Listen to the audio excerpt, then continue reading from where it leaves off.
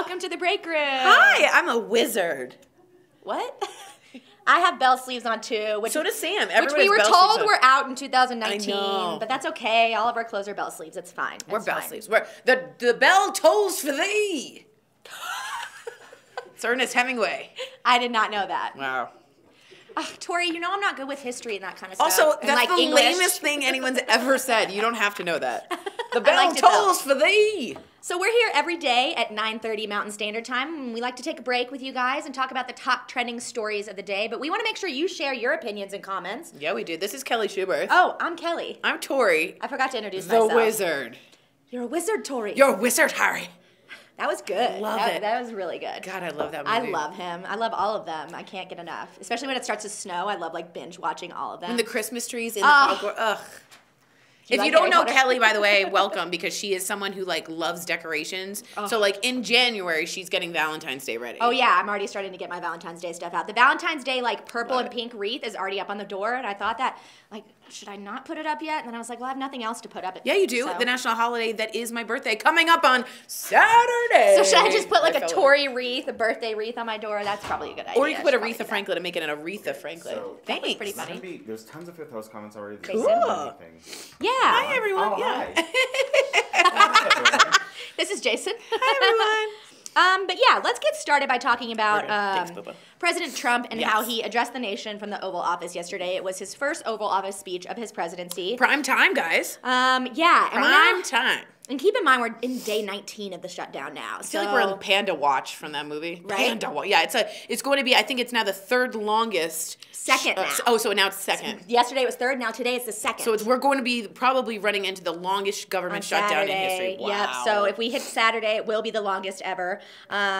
I think Leo will bring this up. He did make the case for the border wall last night during the speech. He's warning about the crisis. He kept using the word crisis in Mexico. He did not declare that national emergency. But this morning, Press Secretary Sanders said that's not off the table yet. Right. Oh, I'm so sorry, guys. So, which is probably never going to be off the table. I don't think so either. I don't think it'll ever be off the table. Okay, got it. Yeah, I don't think it'll be off. Okay, this is just great. Technical difficulties. Just keep talking on that. Yeah, I wanted to know what you guys thought in terms of 1 to 1 to 10. How excited were you about, or did you think it was a cogent argument? How like moved by were you by it? I wasn't moved at all by it. Yeah, and I didn't like that he kept using the word aliens either, illegal aliens. I'm sure that was a strategy. Of course, thank you. But yeah, it was a little toned down. Stale. Yeah, now if you know Trump, he does much better in terms of energy off prompter. On the fly. Right. So yeah, he was reading a teleprompter. Right, and yeah. he was sort of stuffy in that way. But what I think they were doing was using the backdrop of the presidency to give legitimacy to this idea of a border wall. So they tried doing that. Someone wrote a tweet that's going viral that is so funny. They said that was the national political equivalent of a meeting that could have been an email. That's so true. Because to be honest, we didn't learn anything new. No, we didn't learn anything new. Right. And I hate to say it, I don't think he convinced anyone. I'm not sure anyone. And if you were convinced, please write us in. Yes, please let me know. We want to hear your comments. Continue to share them. Yeah. Gregory and Roxy say hi. Hi, guys. Hi, Deb Gregory. says hi. Yes. So Kimberly says Trump has created this crisis in his own head. People are seeking asylum, which is a legal form of entry into our country, and Trump keeps referring to these people as illegal, which is wrong. And I do want to give the other side a point of view. It isn't wrong necessarily when people let's be honest, let's be semantics are important here. Yeah, they are. And so they are illegal until they become citizens, but they are human beings, as we can all say. So Kimberly, your point is very well taken. I thought what was more interesting was how visually and audibly, both Trump and Pelosi and Schumer, how poor that entire experience was. Because these guys, Nancy Pelosi, if you don't know, Speaker of the House, Chuck Schumer is a famous senator, and they were at a podium given special time, and they talked like this, and you couldn't really hear anything anyone I thought both sides were bad. And I couldn't hear Chuck Schumer, and I couldn't hear Nancy Pelosi, and everyone said they looked like the American Gothic painting of the pitchfork. And to be honest, they both missed it. They both missed it. That's what I think. I think on both sides. Because, I mean, you could have had the whole country's attention, and you give us this, and I don't hear what you're saying. And it's like, okay, so what's going on? So I thought the whole thing was a waste of time. If you differ from me and my opinions, please let us know. Yeah, we've got some people writing in. XOOX on YouTube. Thanks for joining us as always. This Dawn darn wall is causing more problems than it will solve. This wall is causing. Bin31 on YouTube. It was offensive. It was, yep. Gregory Bibbs, we've got to understand that he said he would be responsible for the wall, not the American people. In Mexico. Yeah. And so if you did notice, Steve Schmidt, who's a Republican strategist who helped John McCain find Sarah Palin, he said, where are the pesos? As sort of a joke, meaning we've forgotten that in all of this, we're being held hostage over a wall that we promised we wouldn't have to be pay. Paying for. Right. So Rainey said, I felt like his whole speech was aimed at his base that doesn't watch regular news. He toned down the rhetoric a bit, trying to look like he had a sane argument. So interesting point by Rainey. I kind of thought, too, this doesn't seem like his base is necessarily, like, watching as much, but maybe he was trying to make a convincing argument about that. Schumer kind of looked like he had a bobblehead Schumer. Nobody looked good. Can I be honest? Good. Old and out of touch. Old and I couldn't hear, and visually I couldn't see, and I got to be honest, if technology is 2019 and you got all those young people coming up in Congress, do something more interesting. Have an Instagram feed, have a Twitter feed, make it more visually interesting. Let me hear you. I couldn't hear her. It's silly. At this point, you seemed out of touch and out of date, which is what Jason said, which is very true. Phil C. on Facebook, I think he should go into his funds to build the wall with his money. Come on now. That's an interesting... We don't know how much money he has because nobody there's knows. no tax returns. We have no tax returns. That's what I was going to say. Yes. Steven says, why is no one on Facebook, thanks for joining us, why is no one talking about how we were told Mexico will pay for the wall? Exactly. That's exactly what we're talking about. It seems like it doesn't matter what side of the aisle you're on, and you are seeing more Republican senators come forward and say we need to end this government shutdown. I think it's starting to become so personal with people. And when we want security, now we're losing TSA agents. We're getting Coast Guard people who are going to walk off the job soon. I mean, at some point, we're causing more problems that we're trying to create. Exactly. And so now it's time to come up with a solution. Yeah. We have to. It's time. So Jacob Henry, who I believe is somewhat conservative, Jacob, correct me if I'm wrong, says, it was a total waste of time. I didn't even watch it. It was not worth my time to watch and listen. Plus, it looks like Nancy P was high on something or was drunk as all get out. Now, she did, it wasn't, I will say she wasn't high, she wasn't drunk. She just has, she moves her mouth a lot, she kind of has quirks. None of it was staged well. Neither of them actually took advantage of this moment. It was a completely lost moment. Yeah, I agree. It's a flop. Tracy Osborne on Facebook says he needs to pay the Coast Guard, exactly what you were just talking about. Hugh on Facebook says, what do you say to those whose family have been killed by those here illegally? Well, this is a great point that I wanted to bring up, and I've done some research, and Jason's done some research, because we want to make sure it's clear.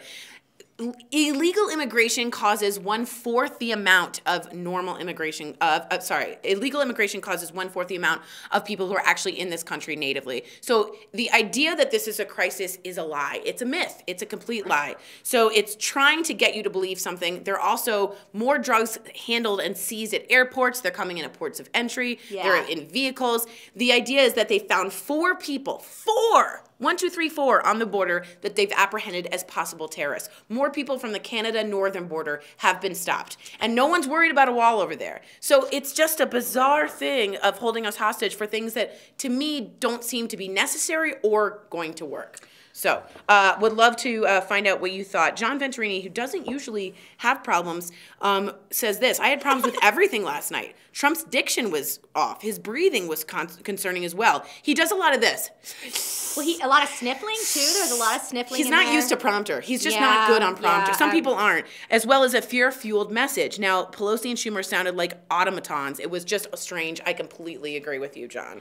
So I felt it was sort of off the whole night. I wondered if anyone felt that it was good. Now, Yolanda says, hey, American mass shooters are killing our children in schools. How about you protect those people in the United States of America? Yep. So it's a good point. McLaren Bill from Facebook, I think Americans are more willing to pay for the wall. It's better to have to pay for a wall than pay for all the infrastructure and crime that the illegals create. It's actually not, and that's what's so frustrating.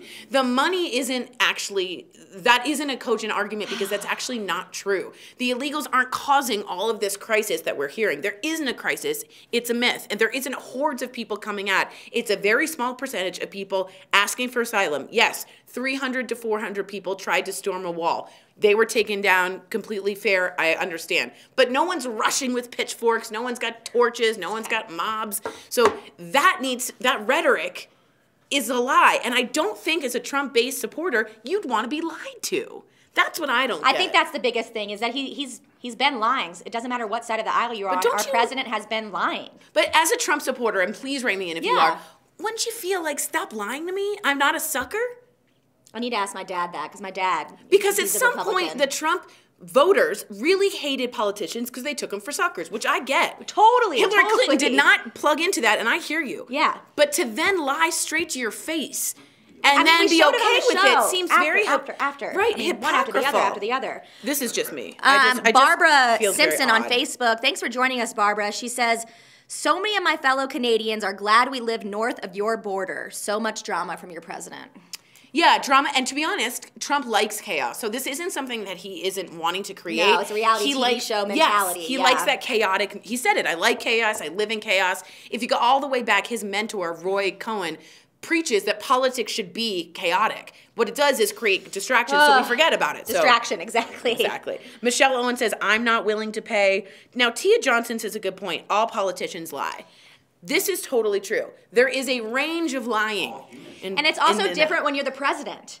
When you're the president of the United States, it's one thing to lie when you're not the president, I guess, if you're a politician. But when you're the president of the United States and you're responsible for all these people, I think it's a lot different if you're lying, in my opinion at least. Well, people are writing in, well, what about the DNC lies? Are you okay with that? How do you know the liberals aren't lying? You do not. We're checking everything. So, yeah, guys, I mean, we're fact checking everything. Right. So just know that I'm not okay with lying on either side. Either way. But yeah. when you have 7,600 lies from the Washington Post since the day he took presidency, it is an exorbitant amount compared to what we're getting from both Republicans and Democrats. Exactly. He's sort of on his own here. So keep writing us in.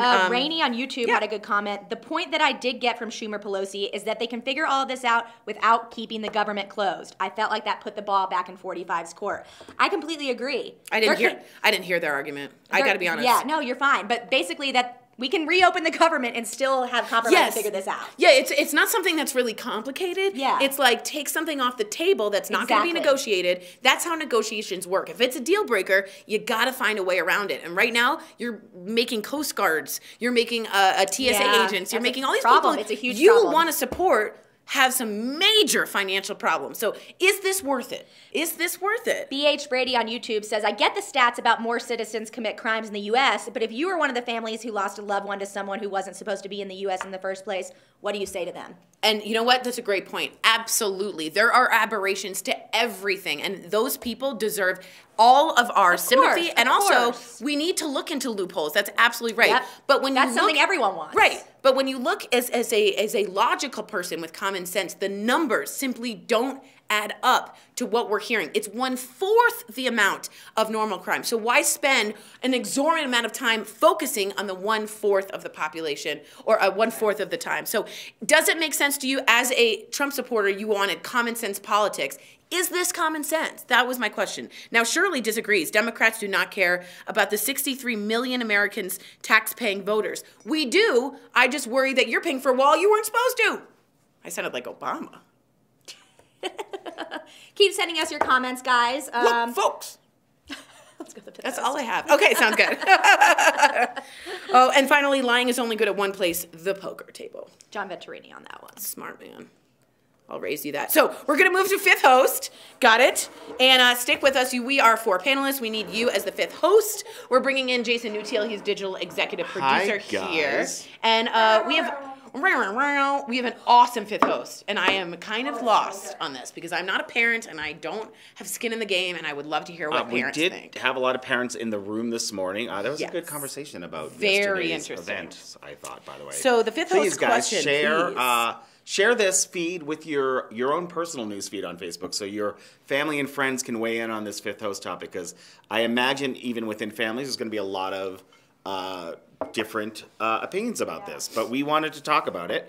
A trending story in the Washington Post today has a mom wrote an op-ed piece about how she pays her children to do homework, to brush their teeth, to put on their clothes in the morning, and in her opinion, it was the smartest parenting decision she has ever made. So we wanted to pose this question to you. In 2019, should parents incentivize regular activities with money to their kids? Is it bribing, or is it instilling a good work ethic? And we had a lot of mixed opinions about it. Yeah, and I want to give a little background on this case because I think it's important because the whole family has ADHD and sort of hypersensitivity and not very good executive control management skills. Which I think overall is on the rise in American families. So they said that their kids kept coming in so late that it was becoming a real issue. The principal called them in. The mom had a discussion. They said, your kids are really becoming tardy. Something's got to change. And she felt guilty enough to say, I've got to make a change. The only way that would work for them is by doing these payments, positive reinforcements. And all of a sudden, their life has changed. Structure. Now, is this structure bribery? And is that bad? Or is this structure positive reinforcement? So, we were talking this morning, and our host, Sam Shocker, has a 2-year-old. She felt, absolutely, am I never going to pay my kids to do things that they need to know they have to do, like brush their teeth or get dressed. And then our other host, Brandon, mentioned this morning, so what are we teaching them about the real world? And I said, what we're teaching them about the real world is if you do a really good job at a task, you get money. And that's a real world skill that you should probably learn because in reality, if you do a really good job at your job, you get paid. If you show up to your job, you get paid. These are things that actually, are really important life skills, I think. However, I would contest that brushing your teeth isn't a job. That's something you should be doing without needing. Sure, and millions of kids do half-butt jobs brushing their teeth every morning. That's true. Maybe if you get $1, you do an amazing job brushing your teeth. Right. And is that really that's the worst message in 2019? And it protects your mouth, to be honest, for $1 a day. Well, yes. Well, literally, the oral problem could become a major you're probably financial saving in problem. dental bills. Yeah, that's what I'm saying. You're right. BH Brady just wrote in and said, for them, maybe, but in general, and it's a big uppercase, no. That is why a lot of kids feel entitled. These are the things the kids should just do. Well, we got a lot of, you guys are, this is crazy. Gregory Bibbs on Facebook, no, I can't because I am paying bills. Phil C, good work ethic. I think it's rewarding for being normal. This isn't structure. This is a bad idea. Gregory Bibbs, again, bribery gets you nowhere. Listen to this one. Yeah. Bree, I'm sorry if I'm saying it wrong, Deller says, guess that's easier than teaching them respect. Now with them having ADHD, it's a little more understandable, but I have that and I never got paid to do things. You just have to do it in life. But hey, whatever works for them, I guess. And Liz Weed says, no, you don't pay them. Martin Margaret, no way, don't do that. It's nonsense. This is really interesting. I would pose this though. If you move, you believe that telling your kids you're not getting paid to do this, move them up alongside these kids in 20 years. These kids have been driven by money for 20 years. Are they going to be more go-getters in adult life necessarily than if you didn't pay them and maybe? I don't know. I think it's a really interesting thing. Or are they going to be money hungry? My question is this. Is money hungry bad? That's a good question. But my question is this. Is this bribery positive reinforcement or bribery? And are they separate things? Can you have money be your positive reinforcement? Well, this is another, the way it was phrased. I also think it's the way it's pitched to the child because our other EP, Chris Clark, said, well, I sometimes bribe my kid after he throws a fit. Now, if the kid is extorting money and knows that if I act bad, you will cave in and then give me money, then yes, that's extortion. That's not a positive reinforcement. But if you structure it with your child where this is what's expected of you, if you do it, you get this, A equals B, I don't think it's any different than an allowance situation where often kids get allowance and don't do anything. I mean, I think in 2018, it's teaching you to do it efficiently, do it quickly. Yes, will a kid brush his teeth on his own unhappily? Yeah, but it might take an hour and a half to get him dressed and get him out the door in the morning. This probably will get them moving a little bit faster. Well, okay, so Rainey says, hey, we train our dogs with positive rewards, a.k.a. treats, same concept, but not apparent. Doris says, in that case, I think it's a good idea. Reward is good for ADD kids. They need incentives and sometimes for normal activities. John says you should never attach currency to personal hygiene. And I kind of like that. I don't disagree with that. Okay, so Gregory Bibbs, this is what's wrong with our kids today. You have to pay them to do rather than just to ask them. Stephen Hill. No curling iron today. Straight look, please. Straight look, quick change. Yay, Stephen. Nice look. Stephen, you are on top of the hairstyles of Break Room. I haven't gotten a single comment about what about my hair. This is weird. You're not mentioning. No, it's fine. Jesus. I'm not. It's fine. Madonna Matthews. Curling iron. Madonna Matthews. Fact, I paid my 4 children for grades because that is their job, and that will also pay off in the end. See, Madonna, let me pose this. Are you with Madonna on this? I am with Madonna. I'm always with Madonna Always with Matthews. Madonna. I love you, Madonna. Thanks for writing in. There's a prominent private school in the Denver area called Accelerated Schools. At Accelerated Schools, they take kids who have at-risk kids who have had problems, maybe dropped out of school. They have an incentive program with the parents of the school where through the school, if the kids show up and the kids do their work, the parents pay them for doing this. It sounds odd, I know. We're not used to it. But at the same time, there's parents who had kids who dropped out of high school, went to work at McDonald's. Now, instead of working at McDonald's, they're paying their daughter to get an education. And that is, she's learning that is a much more fulfilling achievement than working at the short order for minimum wage. And I hear that. That's true. It does set them up, I think, for a more realistic. We talk all the time here about what we need to prep our kids in high school and stuff for real life. This, to me, is a lesson that you would much more likely use in life than algebra. It's a takeaway. I see what you're saying. Well, this is what Singing Mary 100 says. She was a teacher, I believe. I think still is, or it was a long life. There's a difference between life skills and chores. I can see an allowance for chores, but paying them to dress themselves or brushing their teeth, which is basic everyday life skills, no. You have to remember the ADD and ADHD angle, though. So Kelly's just put in, which is very important. She's right. To remember the ADHD, that maybe this is a chore for them. I would pose the question, brush the teeth and all more that. kids probably have ADHD out there than you probably realize. That's true. Is your kid... And is that different to you now that realizing that is a chore for them to concentrate that long? Real quick, Martin, Margaret, there are certain things you can pay them for to let them know how to work hard for their own. That's true. So you're saying maybe not brushing your teeth, maybe cleaning their room. Or cleaning and maybe it causes a better room. Family environment, which is always better for your mental health. Yeah, which but is you guys have tons to say. We want to keep hearing it. We're going to be talking about it all day long. So keep sharing your thoughts. Share this story and newsfeed on your feed so your friends and family can share their DBL takes. We're going to go to a heart threads. Are we going to a heart threads, Alex? So we're going to go to a heart threads. Oh. Ooh, online Here's a dating. positive story to get your day started about online dating. I never expected that over coffee, that we would find out that over the course of the last 8 years prior, how many times we had crossed paths. I had been divorced for about 3 years, and I mean, it was the typical single mom. I was working, my son was just a baby. Really, my son Nicholas was just like, he was my world, and that's all I ever really wanted.